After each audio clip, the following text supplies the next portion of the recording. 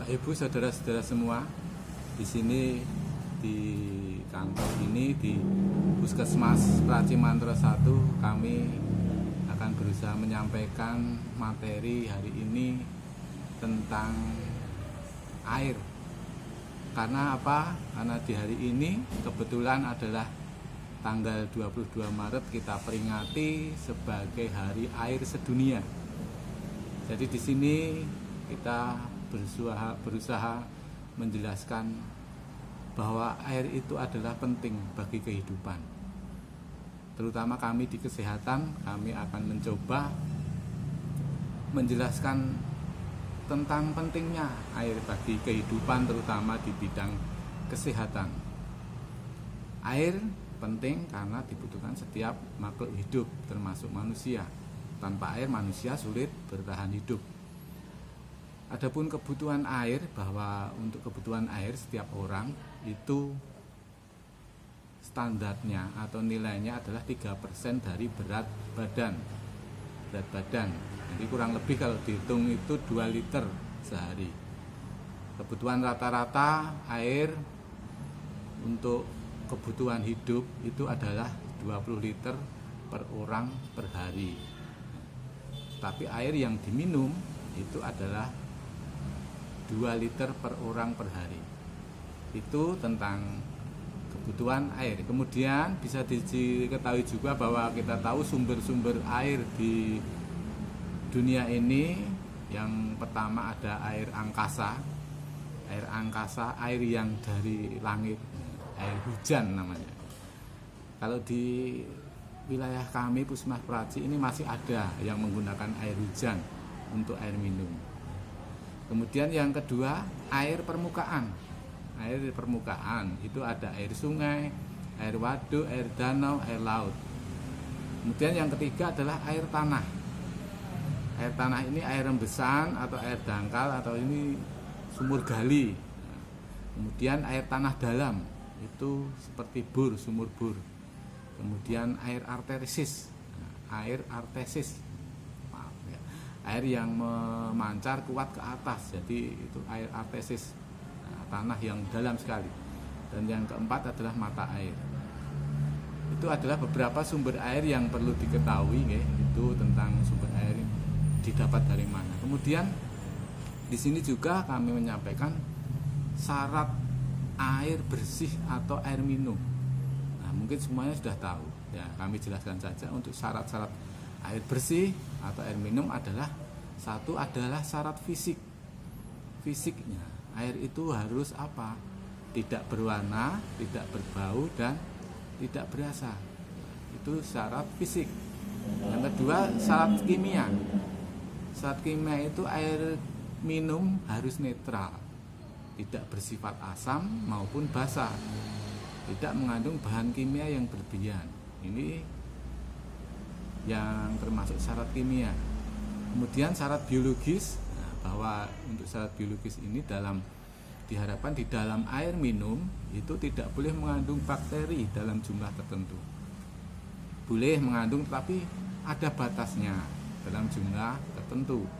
Bakterinya apa? Misalnya bakteri E. coli atau yang lain yang ini bisa menimbulkan penyakit di tubuh kita.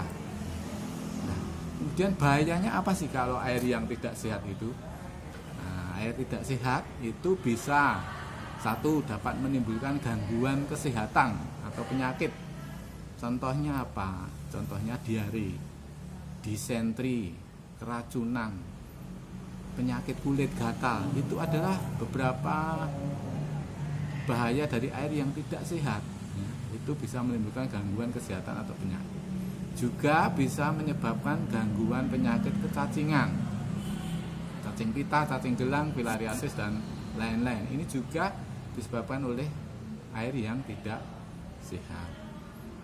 Dan yang ketiga, otomatis ini dapat menimbulkan gangguan dalam kenyamanan kita. Karena apa? Contohnya ada air berbau, air terasa amis, kemudian timbul bercak kecoklatan, dan lain-lain. Itu bahayanya air yang tidak sehat.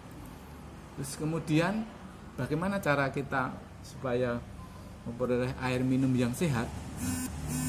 Ada beberapa cara, ada 5 kalau di sini saya menjelaskan. Yang pertama, ambil air dari sumber yang bersih. Kita tahu di pegunungan, di pedesaan itu masih banyak memanfaatkan sumber mata air di masyarakat. Nah, monggo ini diusahakan ambil air dari sumber yang bersih. Nah, mata air itu harus dikelola dengan baik, bersih. Nah, itu adalah juga baik untuk air minum. Kemudian yang kedua, tangan dan tempat penampungan air bersih. Jelas nggih, tangan dan tempat penampungan itu harus bersih. Ya. Jadi saat kita mengambil air di mata air itu ya harus dijaga kebersihannya. Kemudian yang ketiga, wadah tertutup dan sering dibersihkan. Wadah tertutup dan sering dibersihkan. Jelas nggih? Jadi biar tidak tercemar. Terutama bagi Bapak Ibu petani, biasanya kalau ke ladang itu kan membawa air minum, air putih, biasanya ditaruh di wadah aqua seperti itu, botol aqua atau botol minuman, Sprite dan sebagainya yang besar-besar itu. Lah itu kebanyakan memang kalau ke sawah, ke ladang itu diminum. Nah, kemudian habis dijoki lagi atau diisi lagi, tetapi tidak dibersihkan. Nah, ini mungkin kadang yang sering masyarakat itu lupa kebersihan. Jadi kalau sehabis dipakai kemudian dicuci, besok dipakai lagi dan begitu ya.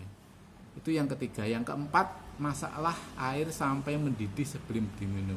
Ini yang paling penting, memasak air sampai mendidih sebelum diminum. Jelas nggih? Jadi sekali lagi, memasak air ini penting. Karena apa? Ini akan membunuh kuman-kuman penyakit yang ada di dalam air.